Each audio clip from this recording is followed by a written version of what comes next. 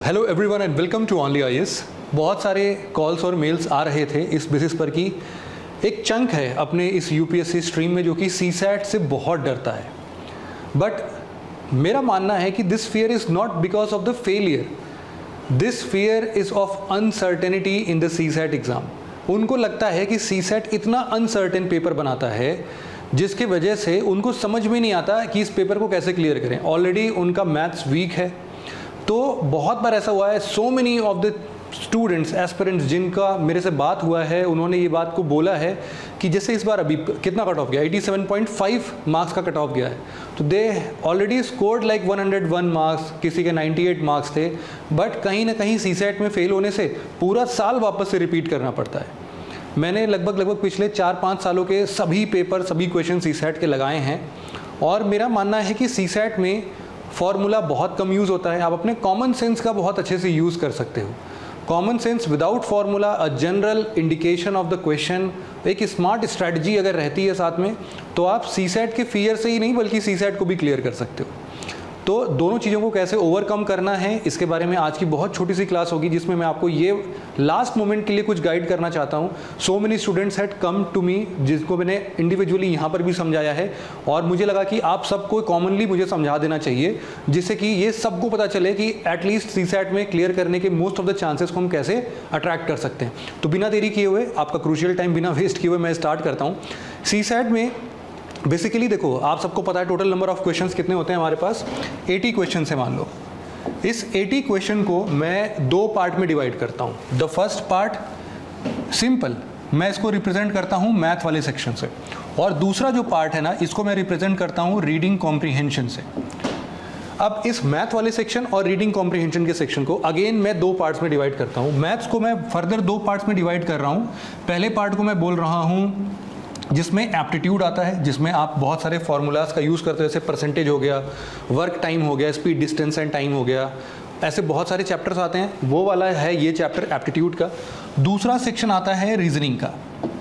Similarly जब हम reading comprehension की बात करते हैं तो अगेन इसमें एक सेक्शन होता है जिसको हम लोग बोल सकते हैं शॉर्ट पैसेज, और यहाँ पर एक रीडिंग कॉम्प्रीहेंशन में ही एक लॉन्ग पैसेज आता है। तो मुझे लगता है कि सीसैट का जो पेपर है ना, वो बेसिकली आपको best of the best question pick करने की स्ट्रैटेजी अगर आपकी फिक्स हो गई तो सीसैट क्लियर करना बहुत इजी हो जाता है। तो हमें क्या देखना है, लो हैंगिंग फ्रूट्स, और मुझे लगता है कि सीसैट पेपर में ये दो सेक्शंस जो है ना, ये लो हैंगिंग फ्रूट्स हैं। मैं एग्जाम्पल के तौर पर सपोज करके चल रहा हूँ कि आपका मैथ्स वाला सेक्शन जो है या फिर रीजनिंग वाला सेक्शन ज़्यादा अच्छा है। अगर आपका ये शॉर्ट पैसेज या फिर रीडिंग कॉम्प्रीहेंशन ज़्यादा अच्छा है तो आप उससे भी स्टार्ट कर सकते हो। मेरा मानना है कि यू हैव टू पिक, मान लो टोटल नंबर ऑफ 80 क्वेश्चंस हैं, आपको पता है कि पासिंग मार्क कितना है, 33% है, तो 33% में आपको कितने क्वेश्चंस लगाने हैं 80 में से। अगर आप 27 क्वेश्चंस भी लगा लेते हो तो भी सॉल्व कर ले जाओगे, अदरवाइज 67 मार्क्स आपको लेके आने। सिंपल है ये, 27 क्वेश्चंस का टारगेट रखना है। बट मुझे लगता है कि 27, जिसको सीसैट में फियर है वो अब 30 क्वेश्चन तो लगा के नहीं आएगा, क्योंकि उसका सीसैट तो वीक है ना, गलत होने के चांसेस ज़्यादा हैं, तो उसको क्या करना पड़ेगा, ज़्यादा नंबर ऑफ क्वेश्चंस अटेम्प्ट करना पड़ेगा। लेकिन वो हो नहीं पाता है। उसके पीछे का रीज़न सबसे बड़ा यही है कि वो ऐसे क्वेश्चंस में अपने आप का टाइम इन्वेस्ट कर देता है जहाँ पर नहीं करना चाहिए था। तो सीसैट में लिमिटेड टाइम है 2 घंटे का, आपको क्या करना है, उस 2 घंटे को सबसे प्रॉपरली यूटिलाइज करना है। उसके लिए मैं आपको बोल रहा हूँ कि मान के चलो अगर आपका रीजनिंग बहुत स्ट्रांग है, तो आप जब रीजनिंग के सेक्शन को अटेम्प्ट करते हो ना, तो रीजनिंग में मान लो अप्रॉक्सीमेटली, वैसे तो मैं बता दूं जो ये मैथ्स वाला सेक्शन है इसमें अप्रॉक्सीमेटली मान के चलो 45 क्वेश्चंस के आसपास आते हैं। ये अप्रॉक्सीमेशन है, कभी ज़्यादा कम भी हो सकते हैं थोड़े बहुत, और रीडिंग कॉम्प्रीहेंशन में बचे हुए 35 क्वेश्चंस आते हैं। तो इस सेक्शन में जब आप 45 क्वेश्चंस की बात करते हो तो अप्रॉक्सीमेटली जो आपका रीजनिंग वाला पार्ट है ना, इसमें मान के चलो कि आपके लगभग 15 से 20 क्वेश्चन आते हैं, या फिर 18 से 20 क्वेश्चन ले लो। और जो आपका यहाँ पर एप्टीट्यूड वाला पोर्शन है, इसको आप रफली ले सकते हो, मान के चलो कितना ले लूँ, 25 से 27 क्वेश्चन ले लेते हैं। तो एक सेक्शन ये बनता है आपका। दूसरा जो ये रीडिंग कॉम्प्रीहेंशन का है, उसमें जो शॉर्ट पैसेजेस होते हैं ना, इसकी संख्या भी ऐसे ही होती है, लगभग 18 से 20 क्वेश्चन इधर होते हैं, और इसमें लॉन्ग पैसेज में अप्रॉक्सीमेटली 15 क्वेश्चन होते हैं, या 15 से 17, कुछ भी मान लो आप, ठीक है। लो हैंगिंग क्या है हमारे लिए, लो हैंगिंग है ये दो पोर्शन। अगर हमने पहला आधा घंटा इस चीज़ पर फिक्स कर दिया कि हमें ना अपना रीजनिंग वाला 20 क्वेश्चन आधे घंटे में फाइनलाइज करना है, जिसमें से हम एक्सपेक्ट कर रहे हैं कि 20 में से, चूंकि सस्ते वाले क्वेश्चंस हैं ना, सारे सिंपल वाले हैं, जैसे कि आपको क्वेश्चन दे दिया कि एक कोई सीरीज़ दे दी, सीरीज़ कभी कभी डिफिकल्ट आता है, डिफिकल्ट है तो उसी टाइम पर छोड़ दो, कोई दिक्कत नहीं है। जो ईजी वाले क्वेश्चन है रीजनिंग के वो सारे सॉल्व करो। मुझे उम्मीद है कि इस 20 में से आप अप्रॉक्सीमेटली 15 क्वेश्चन के आसपास सॉल्व कर ले जाओगे। और चूंकि आपके पास आधे घंटे का टाइम है, 15 नहीं तो 13 कर लोगे, 14 कर लोगे, वो अपने हिसाब से आप एडजस्ट कर लेना। लेकिन आधे घंटे में अगर आपने पहला ये पार्ट क्लियर कर लिया, दूसरे आधे घंटे में आप फटाफट से इस पे आ जाओ।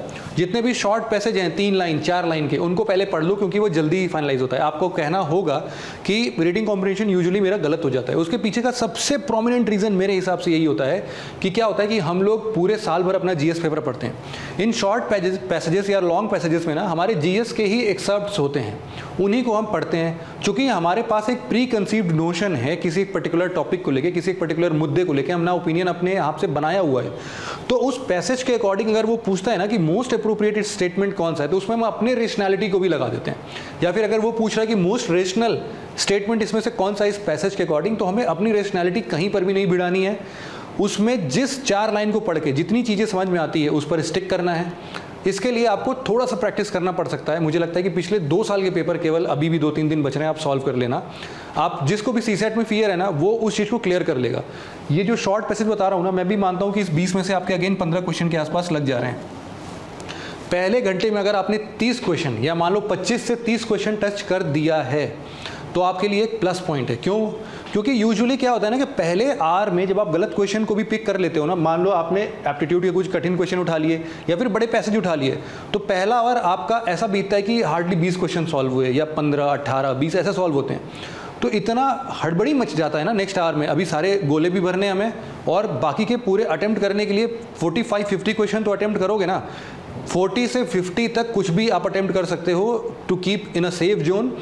जैसी आपकी एफिशिएंसी हो उस हिसाब से आप डिसाइड कर लेना। तो मैं बोल रहा हूँ पहले आवर्स में ये दोनों क्लियर हो गया। अभी आपके पास दूसरा सेक्शन आता है। दूसरा घंटा जैसे ही हुआ, पहले घंटे में आप सेटिस्फाइड हो कि नहीं?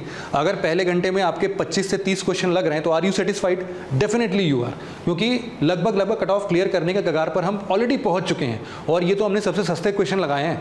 सबसे सस्ते क्वेश्चन का मतलब ही यही है कि इसमें से सही होने के चांसेस ज़्यादा होंगे। तो मैं मान के चल रहा हूँ कि अगर आपने गलती से भी 30 क्वेश्चन टच कर लिया है तो कम से कम इसमें से 25 तो सही होने चाहिए। 24, 25, 23 से 25 क्वेश्चन कुछ भी सही हो सकते हैं। तो एक मेजर चंक यहाँ से निकल गया। अब आपका नेक्स्ट सेक्शन आता है जहाँ पर आपको केवल और केवल 15 से 20 क्वेश्चन और लगाने हैं और आपको गोले भरने हैं, ठीक है। अब उसके लिए क्या करो कि जो एप्टीट्यूड है ना, इसमें अप्रॉक्सीमेटली जितना मैंने काउंट किया है, कुल मिला के लगभग 18 से 20 चैप्टर्स आते हैं। तो उन 18 से 20 चैप्टर्स में से ना आप सिग्निफाई कर लो कि आपका स्ट्रॉन्ग पोर्शन कौन सा है। अब आपका स्ट्रॉन्ग पोर्शन परसेंटेज हो सकता है, वर्क टाइम हो सकता है, स्पीड डिस्टेंस एंड टाइम हो सकता है, वो या फिर और जो भी आपके हैं वो हो सकता है। अगर आपको लगता है जैसे कुछ पोर्शन बहुत डिफिकल्ट है, समझ में नहीं आ रहा है, प्रोबेबिलिटी है, परम्यूटेशन कॉम्बिनेशन है, उनके क्वेश्चन को देखते ही काट दो, ताकि उस पर दोबारा नज़र जानी ही नहीं चाहिए। वो टाइम भी नहीं वेस्ट करना है, वो फ्रैक्शन ऑफ सेकंड भी नहीं लॉस होना चाहिए। उसके बेसिस पर इसमें से ना आप कम से कम 8 से 10 चैप्टर या 12 चैप्टर छांट लो। अब उस 12 चैप्टर के क्वेश्चन जहाँ जहाँ दिखे ना, उनको पिक करके सॉल्व करना स्टार्ट करो नेक्स्ट स्टेज में, नेक्स्ट आवर में, तुरंत ही। मुझे उम्मीद है कि इन 25 से 27 क्वेश्चन में आप डेफिनेटली कम से कम 8 से 10 क्वेश्चन बनाने के लायक होते हो। पक्का है ना? इतना तो कर लोगे, इतना सीसैट तो आपको आना भी चाहिए इनफैक्ट। तो मान लो 8 से 10 क्वेश्चन उधर सॉल्व कर लिए, वापस से कूद के आए हम रीडिंग कॉम्प्रिहेंशन पर। रीडिंग कॉम्प्रिहेंशन पर हमने बड़े वाले पैसेजेस उठाए, अगर टाइम बचता है तो। अगर हम इसी से सेटिस्फाइड हो सकते हैं तो इधर आने की ज़रूरत नहीं है। सिमिलरली वाइस वर्सा आप अपनाते चलना कि पहले आपने जिसका पैसेज स्ट्रॉन्ग है तो पहले पैसेज कर लिया, फिर रीडिंग कॉम्प्रिहेंशन छोटे वाले रीजनिंग कर लिए, फिर उसके बाद कूद के वो आ गया लॉन्ग पैसेज पर। लॉन्ग पैसेज में जितने हो रहे हैं वो किया, उसके बाद मैथ्स वाले सेक्शन पर गया। तो क्वेश्चन पिक करना आपको आना चाहिए। क्वेश्चन पिक करने के लिए आप एक काम करना कि पिछले 2 साल के पेपर को एटलीस्ट अभी से पिक करके एक बार देख लेना। अब ऐसा पता चला कि आप वहाँ पर पहली बार जाके पिक करना स्टार्ट करो, पिक करने में ही 10 मिनट निकाल दिए, तो वो टाइम वेस्टेज है। वहाँ पर नहीं करना है, वहाँ पर दिमाग में सब कुछ पहले से होना चाहिए आपके पास, ठीक है। तो यहाँ पर अब आप क्या कर रहे हो, 8-10 क्वेश्चन उधर से लगा लिए, बचे कुछ 4-5 क्वेश्चन, 6 क्वेश्चन, 10 क्वेश्चन इधर से लगा लिए। कुल मिला के आपका आसानी से 45 से 50 क्वेश्चन लग जाएगा। अगर मान लो 45 क्वेश्चन भी लगता है आपका, तो इन 45 क्वेश्चन से मैं मान के चल रहा हूँ कि आपके कितने गलत हो जाएंगे। मान के चलो 12 क्वेश्चन गलत हो गए, ठीक है। तो 45 में से 12 क्वेश्चन तो वैसे ही चले गए। कितने आ गए आपके पास? 33 क्वेश्चन। सॉरी 33 क्वेश्चन आ गए। अब इन 33 में से 12 गलत भी हुए हैं, तो ऑब्वियसली बात है 1/3 नेगेटिव मार्किंग है, तो आपके 4 क्वेश्चन और जाएंगे, 4 क्वेश्चन और चले गए, कहाँ पे लैंड अप हुए 29 क्वेश्चन पर। तो 29 क्वेश्चन 27 सॉल्व करने थे, 29 पे पहुँच के आप सीसेट क्लियर कर सकते हो। वो मार्जिन नहीं है, उतना रिस्क तो देखो यहाँ पर भी है, तो इसके लिए आप थोड़े क्वेश्चन 45 से 50 के बीच तक भी जा सकते हो। इट डिपेंड्स अपॉन कि आपकी एफिशिएंसी कितनी है। 45 क्वेश्चन में भाई 12 क्वेश्चन गलत करने की ही आज़ादी है आपको, इससे ज़्यादा आप गलत नहीं कर सकते हो, ठीक है। तो उस 25 क्वेश्चन में 2-3-4 गलतियाँ वहाँ कर दी थी, बाद में थोड़ी गलतियाँ ज़्यादा हो रही होंगी, तो वहाँ पर एडजस्ट कर लेना, लेकिन इससे ज़्यादा गलती मत करना। इस स्ट्रैटेजी के साथ अगर आप एग्जाम देते हो तो आई थिंक आप सबसे ईजी वाले क्वेश्चन पिक करते हो, आप सबसे प्रॉपर टाइम यूटिलाइज करते हो अपने 2 घंटे का, गोले भर के बाहर आ जाओगे। CSAT most of the time ऐसे सिचुएशन में क्लियर हो जाता है। तो आई विश कि ये स्ट्रैटेजी आप सबके लिए हेल्पफुल होगी, काम करेगी, और आपका ये जो डर है सीसेट का लास्ट मोमेंट पर, वो एक्चुअल में नहीं होगा, ठीक है। तो जितना भी अभी तक पढ़ा है उनको अपना एप्टीट्यूड का स्ट्रॉन्ग पॉइंट बना लो, थोड़े बहुत क्वेश्चन की प्रैक्टिस कर लो, and this is all for this CSAT. Thank you and all the best for this exam for the prelims. Thank you very much.